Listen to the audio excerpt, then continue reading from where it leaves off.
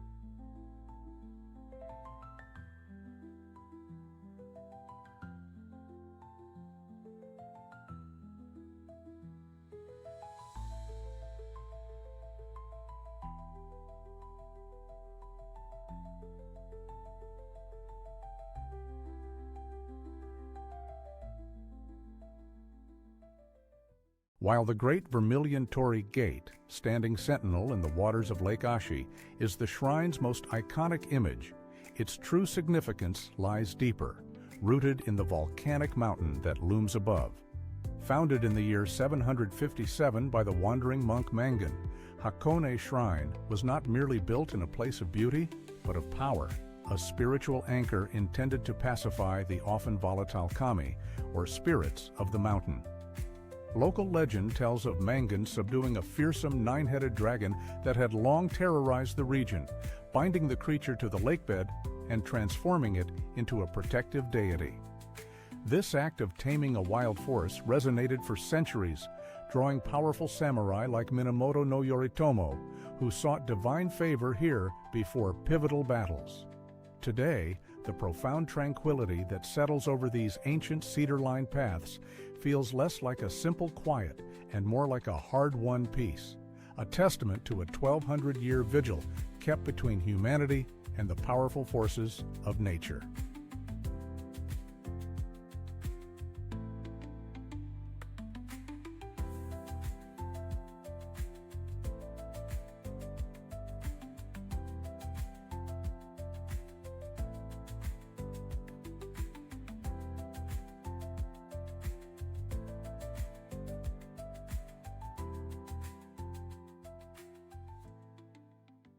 The common image of the Great Wall is of a single, continuous stone dragon snaking across the horizon. But the reality is far more complex and, in many ways, more impressive. This is not one wall, but an immense, overlapping system of fortifications, built, abandoned, and rebuilt by various dynasties over a span of 2 millennia. The earliest sections, dating back to the 7th century BC, were not stone at all, but vast stretches of rammed earth and wood. It was only much later, under the Ming Dynasty some 2,000 years later, that the iconic brick and stone structures we see today were perfected. Each watchtower, each crumbling rampart, is a distinct chapter in a long, often brutal, story. The wall doesn't just divide a landscape, it follows its contours with an organic, almost desperate, logic, clinging to the highest, most unforgiving ridges. It stands as less of a barrier and more of a sprawling geological manuscript, chronicling centuries of human resolve against the relentless passage of time and the shifting tides of history.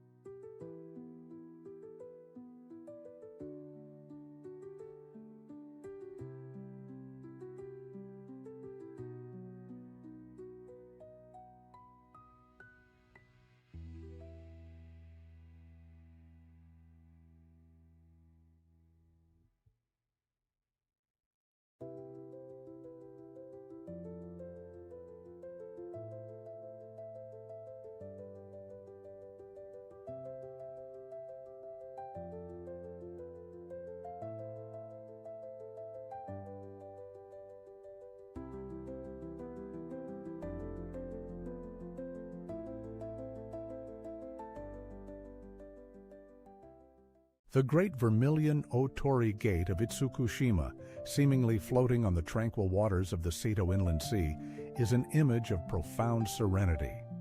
Yet its ethereal beauty is born from a strict, ancient reverence. For centuries, the entire island of Miyajima was considered a deity itself, a sacred ground so pure that commoners were forbidden to set foot upon it. The shrine's ingenious overwater construction was therefore a solution of deep spiritual significance, allowing worshippers to approach by boat, passing through the gate to pray without defiling the divine land. First given its grand form in the 12th century by the powerful regent Taira no Kiyomori, the complex is a masterpiece of Heian period architecture designed to exist in harmony with the ocean's rhythm. At high tide, it becomes a floating world of corridors and prayer halls, a vision of the mythical dragon god's palace. As the waters retreat, they reveal the immense camphor wood pillars, anchoring the sacred structure firmly to the earth. This perpetual dance between water and wood, the human and the divine, is what lends Itsukushima its enduring power, a sanctuary built not on the land, but in dialogue with it.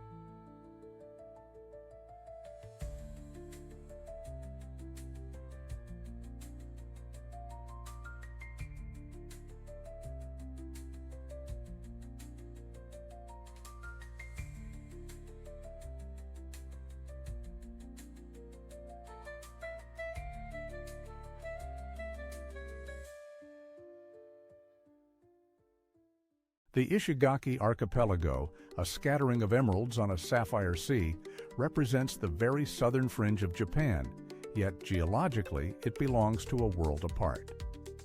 These are not volcanic upstarts, but the uplifted peaks of an ancient coral reef system, a submerged mountain range built over millions of years by countless generations of marine life. Here, off the coast of Shiraho, lies one of the planet's oldest and largest colonies of blue coral, some formations having witnessed over 500 years of oceanic history. This living architecture is the true foundation of the islands. Its patient, millennial-long growth creating the brilliant white sands and the placid turquoise lagoons that define this landscape. It's a powerful reminder that the most enduring stories are not always written by humankind, but are meticulously constructed, layer by life itself, telling a tale of resilience that far predates any flag or kingdom.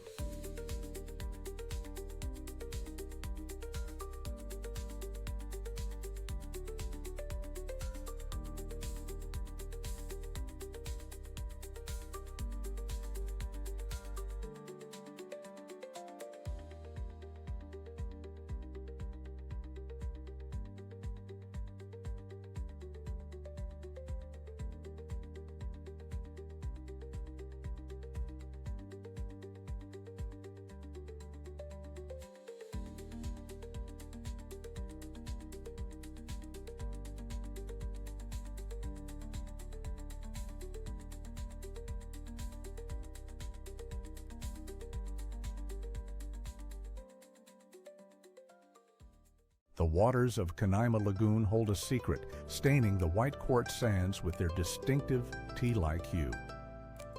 This is not the murk of sediment, but a pristine infusion of tannins, leached from decaying vegetation over countless seasons as the river flows across the Guiana Shield, a geological foundation nearly 2 billion years old, one of the most ancient exposed surfaces on the planet. Here, a series of 7 powerful waterfalls, known collectively as Salto Hacha, thunder into the basin, their immense force a constant reminder of nature's raw power. For the indigenous Pimon people, this is a sacred living landscape where the sheer-sided tepuis looming on the horizon are not mere mountains, but the mawari, the houses of the spirits. To stand on this shore is to witness a confluence of deep time, potent myth, and the unceasing geological pulse of the earth itself, a place where every element tells a story that began long before our own.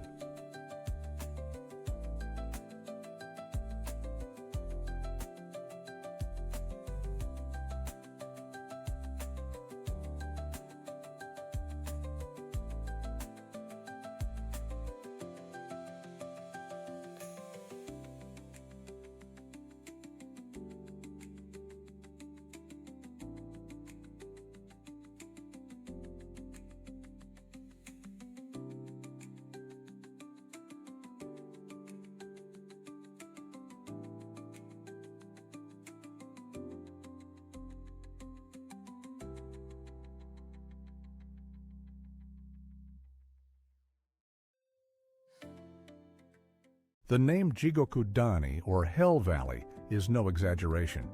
It is a landscape sculpted by geothermal fury, where steam vents hiss from the frozen earth and the sharp scent of sulfur hangs in the frigid air. Here, in the heart of the Joshinetsu Kogen National Park, a troop of Japanese macaques have made an extraordinary adaptation. Their now iconic behavior of seeking refuge in the natural hot springs, or onsen, is not some ancient instinctual ritual. The entire tradition can be traced back to a single, curious female in 1963, who began observing humans at a nearby inn's outdoor bath. Her bold experiment in warmth was soon copied, becoming a learned culture passed down through generations, a vital strategy for surviving winters that can see 1/3 of the year blanketed in snow. The warm, mineral-rich water offers more than mere survival.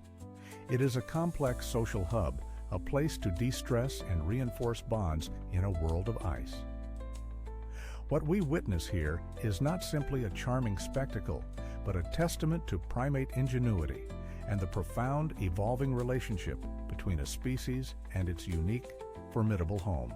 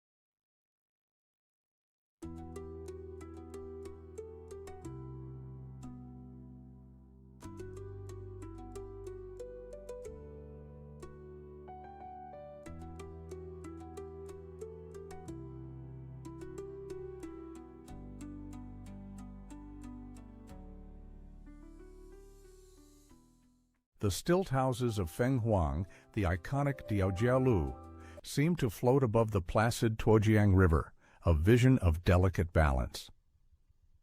But this picturesque serenity masks a more complex and formidable history. Established some 400 years ago during the Ming Dynasty and expanded in the Qing, this was not primarily a merchant town, but a strategic military garrison.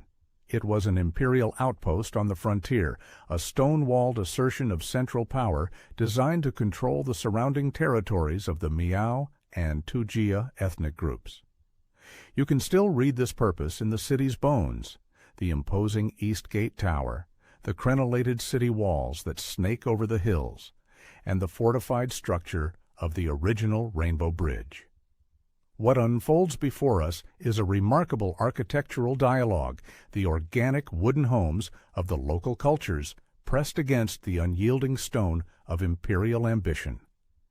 The river, once a critical line of defense and supply, now flows peacefully, its currents carrying not soldiers, but the living memory of a place forged at the intersection of conflict and culture.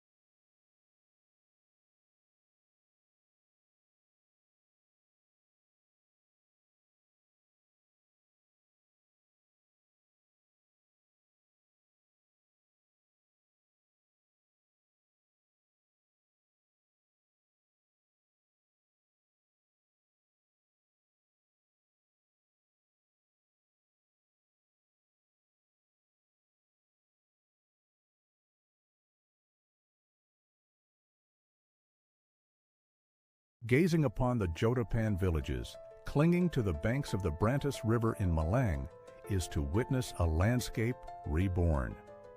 What appears as a spontaneous kaleidoscope of color was, in fact, a deliberate and ingenious act of social intervention.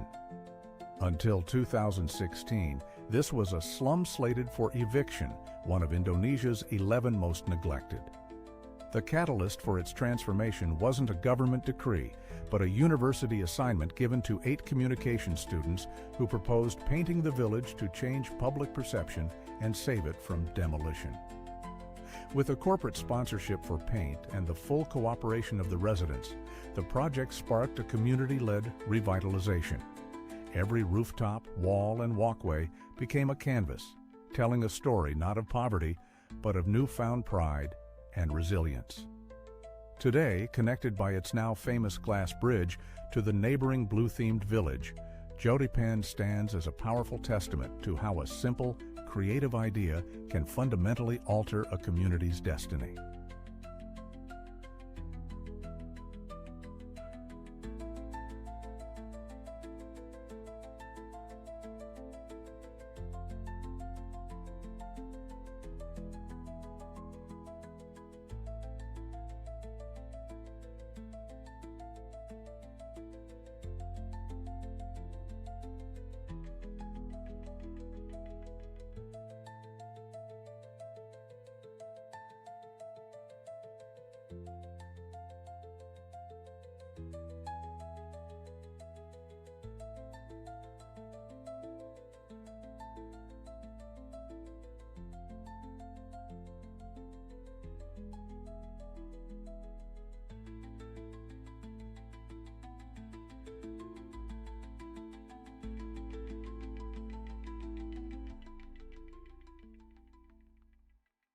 Bandung unfurls across a vast highland basin, a city cradled by a ring of dormant volcanic peaks. This unique topography is no mere accident of geology. It is the direct legacy of an ancient cataclysm. We are standing on the floor of a great prehistoric lake, the basin left behind after the colossal eruption of Mount Sunda some 75,000 years ago. For millennia, this caldera held water, slowly filling with rich volcanic sediment.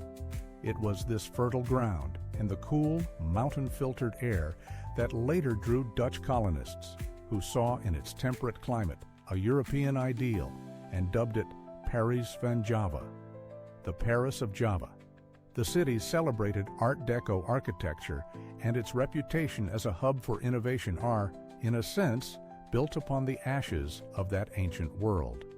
Every street and every building rests on a foundation that tells a story of immense geological power. A quiet reminder that the character of a place is often forged not in decades or centuries, but over the deep, unhurried timeline of the Earth itself.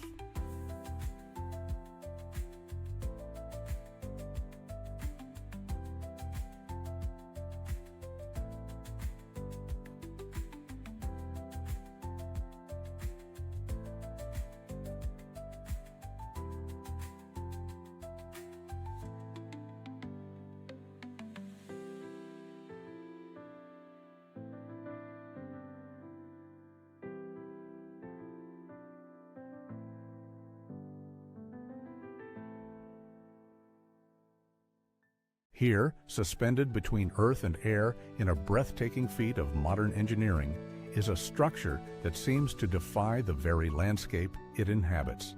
The Skywalk is more than an observation deck. It is a bold vision of the Hualapai Nation, a 21st century gateway to their ancestral lands. It serves as a proud and powerful invitation, a bridge not just over the void, but between cultures and eras, allowing the world to experience the profound spiritual majesty of this sacred place on their terms.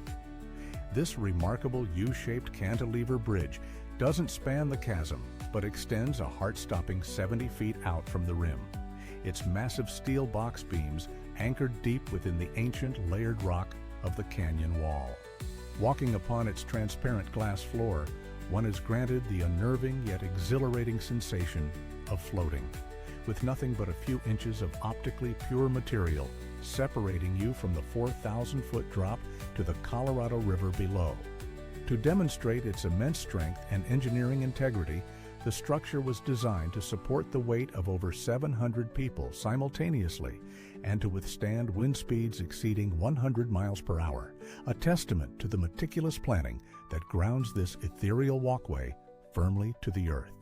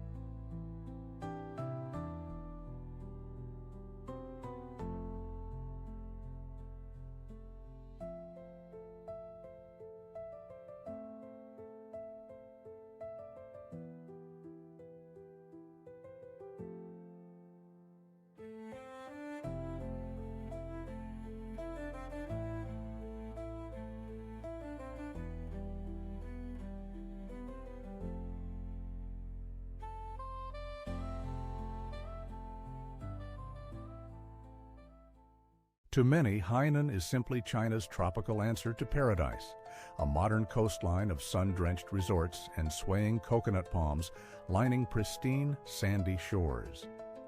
It presents an image of effortless leisure, a carefully curated escape where azure waters meet the manicured greens of luxury hotels. But to truly understand this island is to look past the fleeting glamour of the shore and gaze into deep time, into an epoch millions of years before the first tourist ever arrived. This glittering veneer of modernity rests upon an ancient and tumultuous history. Geologically, Hainan is a continental fragment, a great piece of land that, through a violent schism, tore away from the mainland's Leju Peninsula. This was not a gentle separation, but a profound tectonic rift, a fracturing of the Earth's crust that opened the narrow but formidable Chongzhou Strait. This 20-kilometer-wide channel is more than just a gap. It is a powerful maritime and biological barrier defined by treacherous currents and unpredictable weather that have historically isolated the island. This geological divorce, occurring over eons, forged Hainan's distinct identity, creating a unique ecological sanctuary whose very foundation is a testament to this fiery, primordial birth.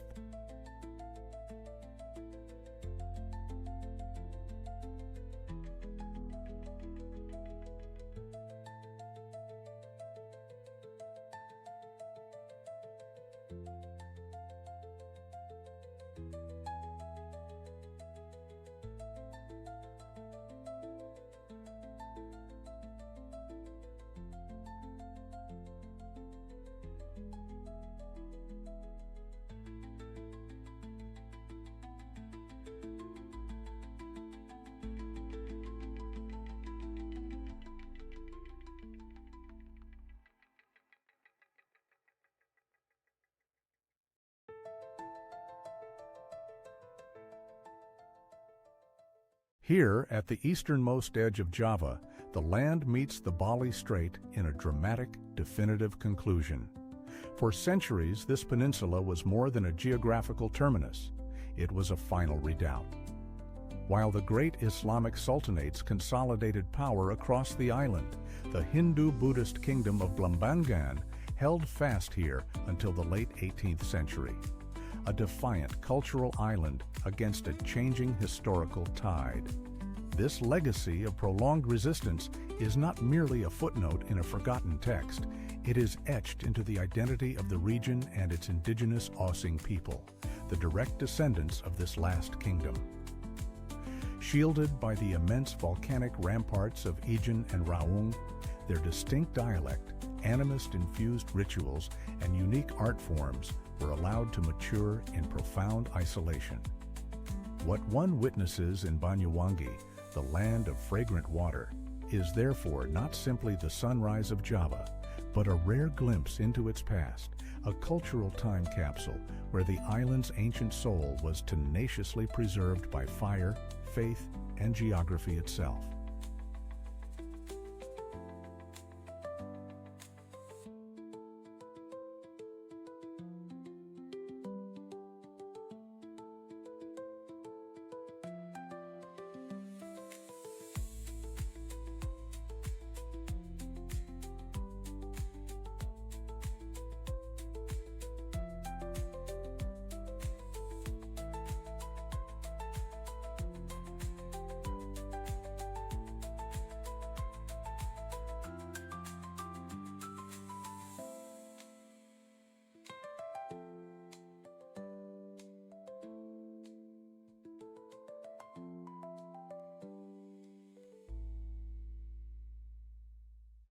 While today it is celebrated as a pristine winter wonderland, Hokkaido's identity is profoundly shaped by a history distinct from the rest of Japan.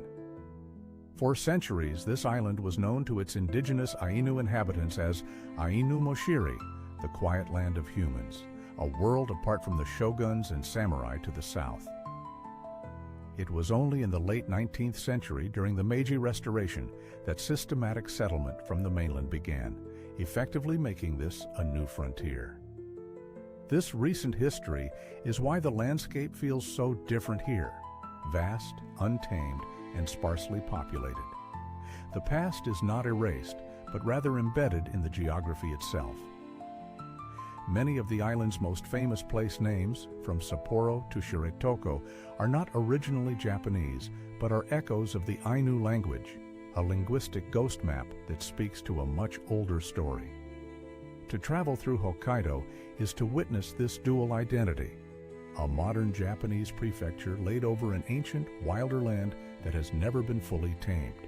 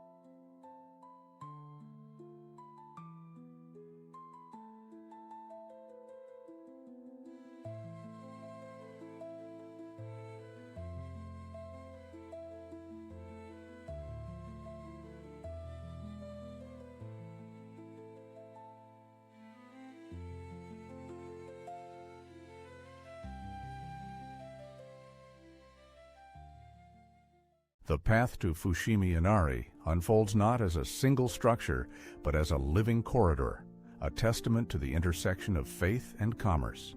Each of the estimated 10,000 vermilion torii gates that line the trails of the sacred Mount Inari is a personal offering, a physical manifestation of a prayer made or a success realized. Dedicated to Inari, the Shinto kami of rice, sake, and crucially, business prosperity, the shrine has drawn patrons since its founding in the 8th century. To walk the 4-kilometer network of trails is to pass through a physical ledger of devotion, with each gate inscribed with the name of its donor, from small family businesses to major Japanese corporations. The sunlight filtering through the dense columns casts a rhythmic, almost hypnotic pattern of light and shadow, creating a profound sense of transition from the profane to the sacred. This is more than a pilgrimage. It is a journey through centuries of ambition and gratitude, a unique landscape where every step is a reminder of the enduring link between the spiritual quest and the material world.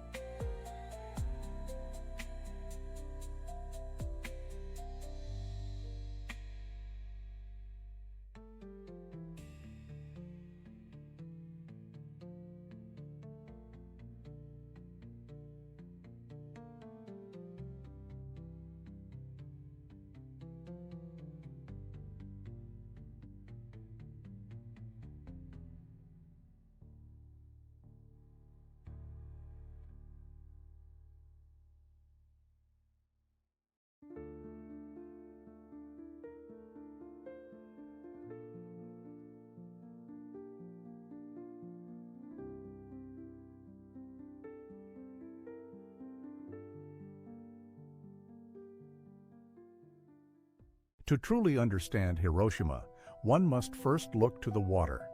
Its name, Wide Island, is a literal description of its foundation, a low-lying delta where the Ota River splinters into 6 distinct channels before meeting the Seto Inland Sea.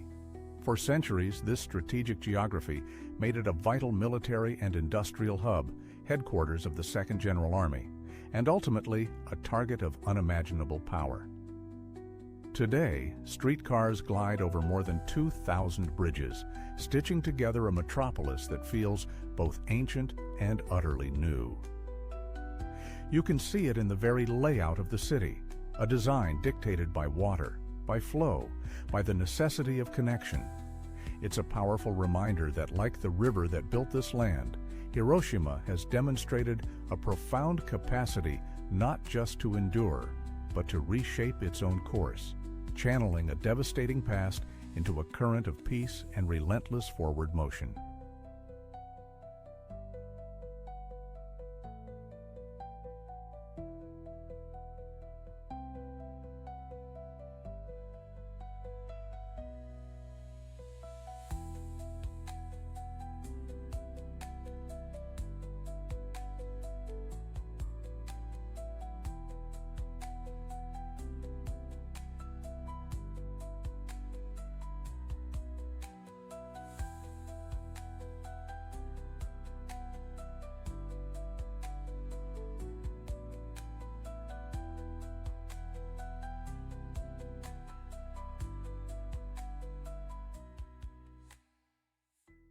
The Dutch once called this city Buitenzorg, meaning without a care, a tranquil name for a place defined by the dramatic certainty of rain.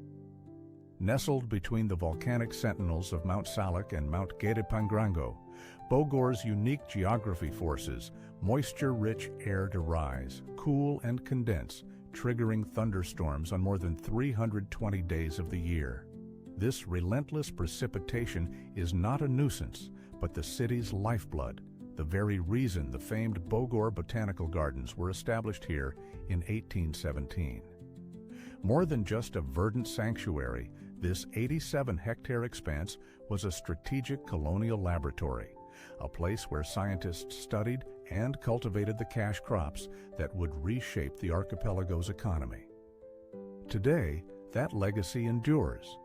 The daily downpour continues to feed this world-class institution, reminding us that Bogor's identity was never simply chosen. It was dictated by the clouds, a city perpetually sculpted by the sky.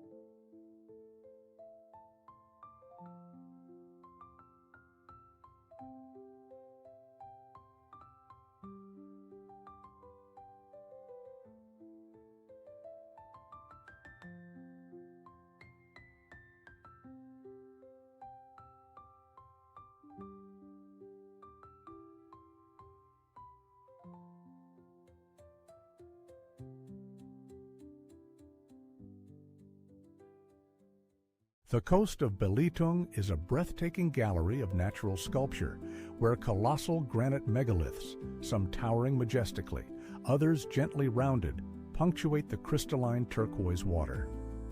These aren't just random, scattered formations. They are the magnificent exposed remnants of a vast subterranean batholith, an immense reservoir of molten rock that slowly solidified deep beneath the Earth's crust. This geological marvel began its formation over 200 million years ago during the tumultuous late Triassic period, a time of intense tectonic activity that shaped the very foundations of the region. It was this same monumental event that seeded the surrounding rock with rich, valuable deposits of cassiterite, the primary ore of tin, effectively placing the island at the very heart of the globally significant Southeast Asian tin belt. This geological endowment profoundly shaped Belitung's human destiny for centuries, drawing traders, miners, and settlers from across the globe and embedding its fate in the intricate web of international commerce. Millennia upon millennia of ceaseless erosion, driven by the relentless forces of wind, waves, and tropical rains, have patiently weathered these ancient granite giants. This slow, persistent sculpting has smoothed their once jagged surfaces, transforming them into the surreal, almost lunar shapes that now uniquely define the island's captivating shoreline. To truly understand Jakarta, one must look beneath its gleaming, modern facade to the soft alluvial plain upon which it so precariously rests. This is a city fundamentally shaped by water, a delta metropolis crisscrossed by 13 major rivers. Its story begins with the Dutch port of Batavia, whose engineers attempted to tame this swampy landscape with a grid of canals, inadvertently setting the stage for a future struggle. Today, the relentless thirst of its millions has led to such extensive groundwater extraction that the land itself is compacting and subsiding at an astonishing rate. It is a slow-motion crisis, with nearly 40% of the city now lying below sea level, making it the fastest sinking capital on the planet. This constant, quiet battle against the encroaching Java Sea is etched into the very fabric of life here, a palpable tension between urban ambition and geological reality. Jakarta is therefore a city defined not just by its monuments, but by its profound, perpetual motion, a testament to human resilience in the face of an elemental challenge.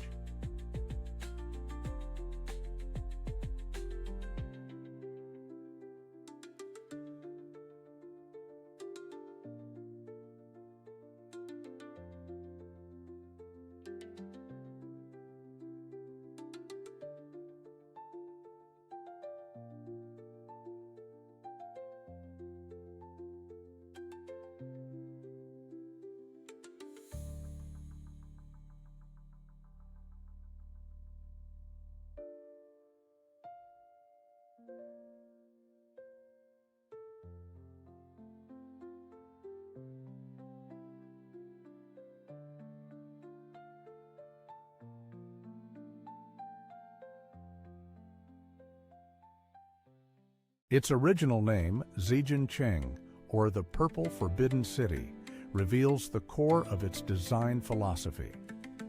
Purple refers not to a color, but to the North Star, the celestial pole around which the heavens themselves were believed to revolve. Here on Earth, the Emperor was that fixed point, and this entire complex of over 980 buildings was engineered to be his terrestrial cosmos. Walking these immense courtyards, one feels the deliberate, almost crushing scale. Each stone was laid to reinforce a single idea, the unassailable centrality of the ruler. The palace reportedly contains 9,999.5 rooms, a number just shy of the divine perfection of the heavens, a subtle acknowledgement of the emperor's place just below the gods. For nearly 500 years, this city within a city was not merely a residence but a diagram of power, a meticulously crafted universe in miniature where every gate, hall, and dragon motif served to anchor the mandate of heaven firmly to the ground for 24 successive emperors.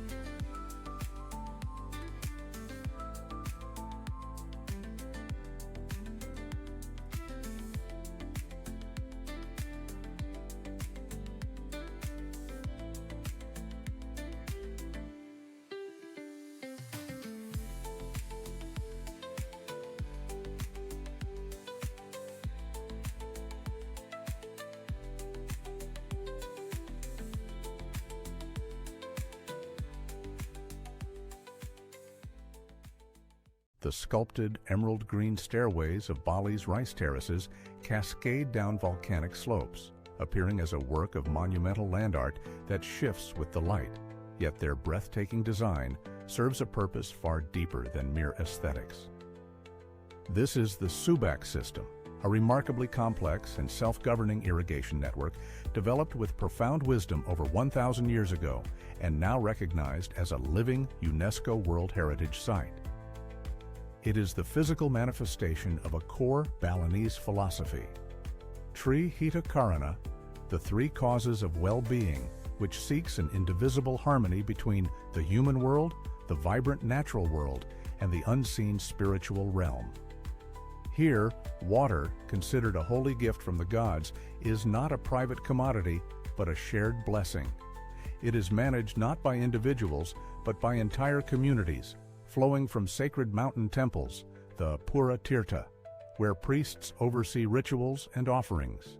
Decisions are made democratically, ensuring this precious resource is distributed equitably through an intricate, gravity-fed web of canals, tunnels, and weirs. In this profoundly integrated landscape, every shimmering paddy,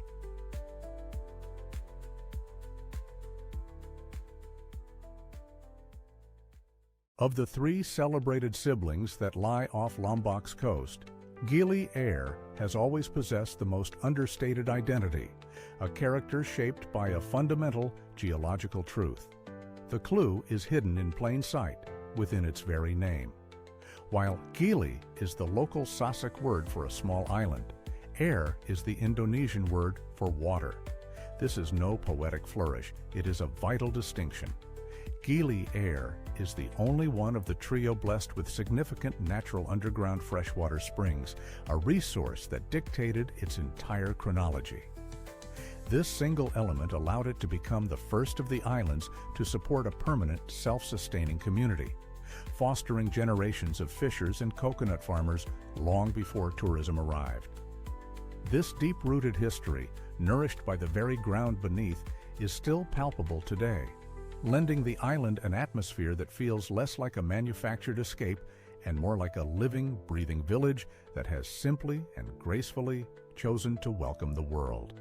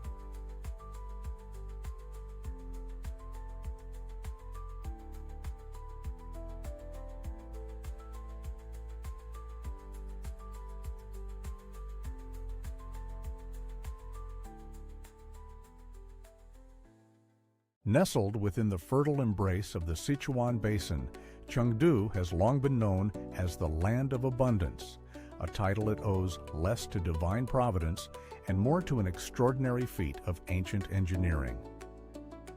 Over 2,200 years ago, the visionary governor Li Bing conceived the Dujiangyan irrigation system, a masterpiece of hydraulic science that ingeniously tamed the Min River without a single dam. This system, still in operation today, didn't just prevent catastrophic floods. It guaranteed a consistent water supply, creating a foundation of agricultural security that has permeated the local culture for millennia. It is the silent flowing source of the city's famously unhurried pace, a deep-seated confidence born from centuries of knowing the harvest will be plentiful. So when you witness the serene tea houses and the leisurely rhythm of life here, you are seeing more than just a modern lifestyle choice. You are seeing the enduring legacy of a river harnessed, a landscape transformed, and a civilization that learned very early on how to live in perfect, prosperous harmony with its environment.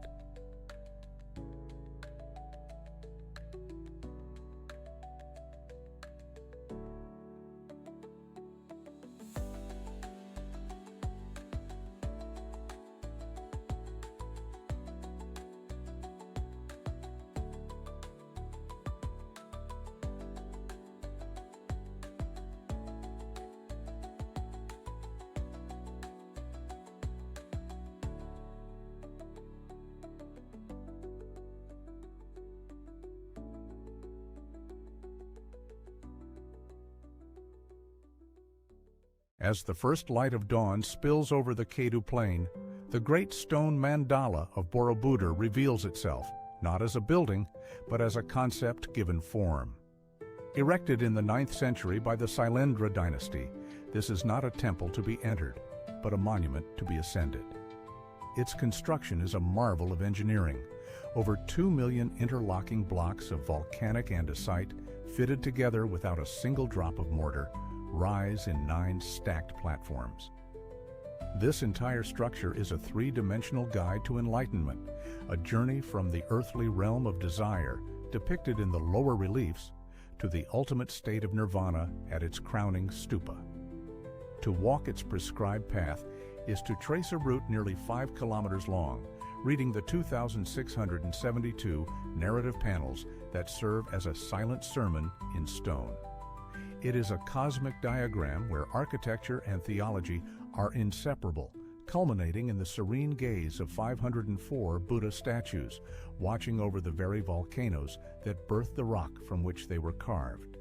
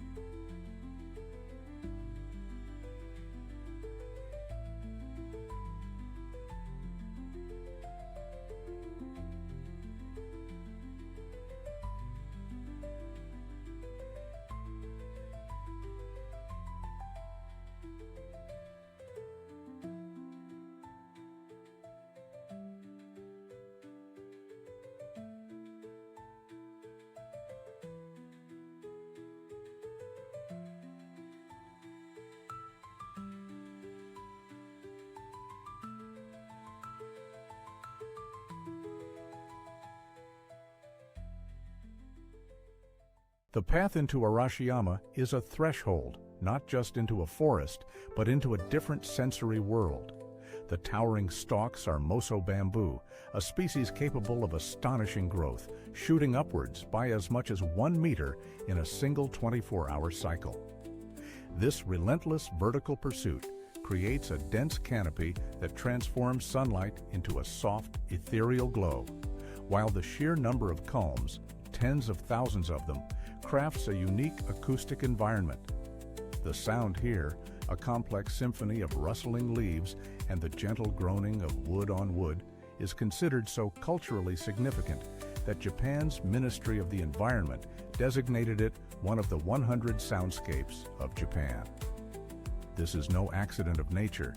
It is a cultivated space with roots in the Heian period, designed by aristocrats as a place of aesthetic contemplation. It exists as a testament to the Japanese principle of finding profound beauty not in pure wildness, but in nature carefully guided by a human hand.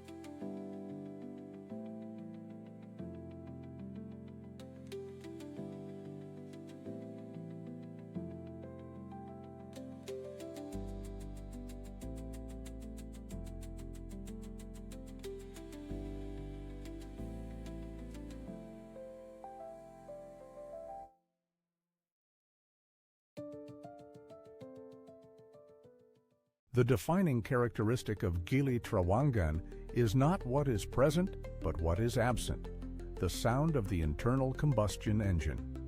This profound quiet, broken only by the whir of bicycle chains and the jingle of Sidomo horse cart bells, allows a deeper history to surface. The island's very name is a clue, a local adaptation of the Indonesian word Terawangan, meaning tunnel. This refers to a strategic bunker complex built by Japanese forces during the Second World War, a stark military reality for an island that is geologically little more than a fragile mound of ancient coral, barely 3 kilometers long. Today, that wartime past is buried beneath a new purpose. The island, once a lookout post for conflict, has transformed into a sanctuary.